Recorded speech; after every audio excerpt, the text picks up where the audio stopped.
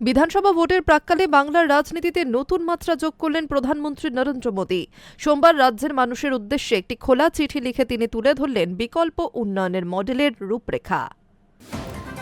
বিধানসভা ভোটের প্রাক্কালে বাংলার রাজনীতিতে নতুন মাত্রা যোগ করলেন প্রধানমন্ত্রী নরেন্দ্র মোদী। সোমবার রাজ্যের মানুষের উদ্দেশ্যে একটি খোলা চিঠি লিখে তিনি তুলে ধরলেন, বললেন বিকল্প উন্নয়নের মডেলের রূপরেখা। চিঠিতে সরাসরি কারোর নাম না করলেও বর্তমান রাজ্য সরকারের বিরুদ্ধে অসহযোগিতা, দুর্নীতি ও ভোট ব্যাংকের রাজনীতির অভিযোগে তীব্র বার্তা দিয়েছেন প্রধানমন্ত্রী। একই সঙ্গে কেন্দ্রীয় প্রকল্পের সাফল্য, নাগরিকত্ব সংশোধনী আইন এবং বিকশিত বাংলা গঠনের স্বপ্নও তুলে ধরেছেন প্রধানমন্ত্রী। চিঠির শুরুতেই পশ্চিমবঙ্গবাসীকে শুভেচ্ছা জানিয়ে প্রধানমন্ত্রী লিখছেন, বাংলায় আজ এক ঐতিহাসিক সন্ধিক্ষণে দাঁড়িয়ে আগামী দিনে কোন পথে রাজ্য এগোবে সেই সিদ্ধান্ত নেওয়ার সময়ও এসেছে। স্বাধীনতার পর শিল্প ও অর্থনীতিতে দেশের পথপ্রদর্শক ছিল পশ্চিমবঙ্গ। এই অতীত গৌরবের কথা স্মরণ করিয়ে তিনি আক্ষেপের সুরে বলছেন, আজকের জরাজীর্ণ অবস্থায় রাজ্যকে দেখে তার হৃদয় ব্যথিত হয়। গত 6 দশকে অপশাসন ও তোষণমূলক রাজনীতির ফলে বাংলার অপূরণীয় ক্ষতি হয়েছে বলে মন্তব্য করেছেন তিনি। সংঘাত, হিংসা ও নৈরাজ্যের আবহে উন্নয়নের সম্ভাবনা বরাবরই বাধাগ্রস্ত হয়েছে, এমনই ইঙ্গিত মিলেছে চিঠিতে।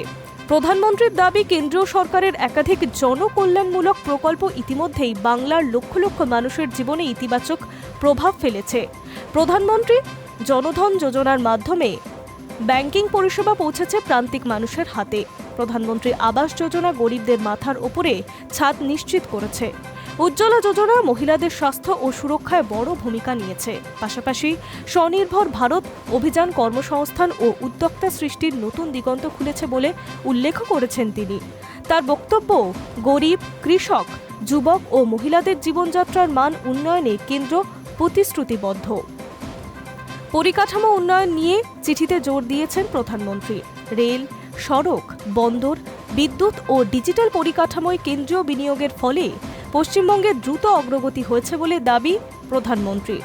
তবে শিল্প বিনিয়োগ ও কর্মসংস্থানের সম্ভাবনার আরও বহুগুণ বাড়াতে পারে যদি রাজ্য উন্নয়নমুখী ও বিনিয়োগ বান্ধব পরিবেশ তৈরি হয়, এমনটাই বার্তা দিয়েছেন প্রধানমন্ত্রী নরেন্দ্র মোদী।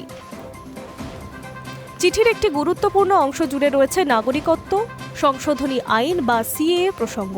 প্রধানমন্ত্রী একে মানবিক আইন হিসেবে ব্যাখ্যা করে বলেন, নির্যাতিত শরণার্থীদের সম্মানের সঙ্গে ভারতের নাগরিকত্ব দেওয়াই নতুন পদক্ষেপ।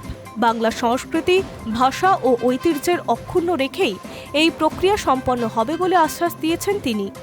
রাজ্যের রাজনৈতিক পরিস্থিতি প্রসঙ্গে প্রধানমন্ত্রী জানান, সংঘাত ও বাধার রাজনীতির বদলে উন্নয়ন ও বিশ্বাসের রাজনীতি প্রয়োজন।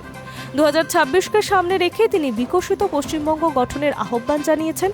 চিঠির শেষ ভাগে তার আবেদন, উন্নয়ন, সুশাসন ও স্বচ্ছতার পথে একযোগে এগিয়ে চলে এলো পশ্চিমবঙ্গের দেশের অগ্রগতি অন্যতম চালিকা শক্তি হয়ে উঠতে পারে।